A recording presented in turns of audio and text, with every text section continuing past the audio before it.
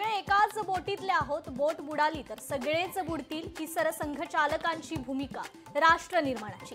सरसंघचालक मोहन भागवत आणि मुस्लिम विचारवंतांची भेटीचा उल्लेख करत सामनाच्या अग्रलेखातून सरसंघचालकांचं अभिनंदन।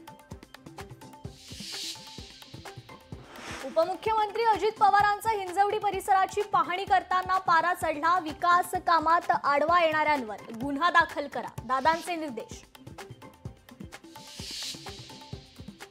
जालना मतदारसंघातील काँग्रेसचे नेते आणि माजी आमदार कैलास गोरंट्याल काँग्रेसला सोडचिठ्ठी देण्याच्या विचारात, गोरंट्याल भाजपच्या वाटेवर असल्याची चर्चा।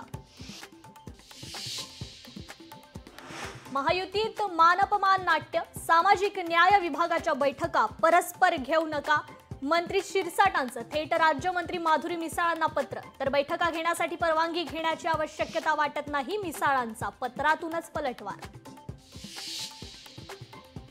पालघर, पुणे आणि घाटमाथ्यावर रेड अलर्ट जारी, मुसळधार पावसाची शक्यता, मुंबई ठाण्यासह कोकणात आणि पश्चिम महाराष्ट्राला आज ऑरेंज अलर्ट।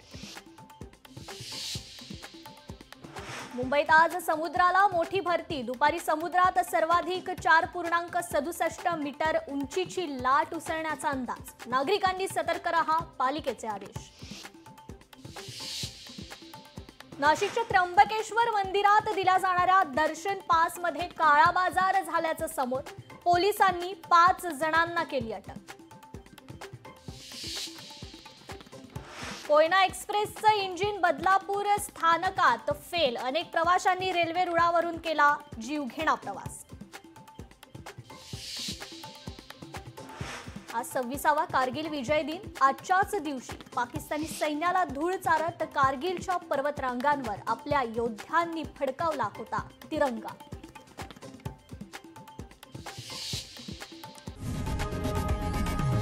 लोकशाही मराठी ऐका, पहा, जागरूक रहा।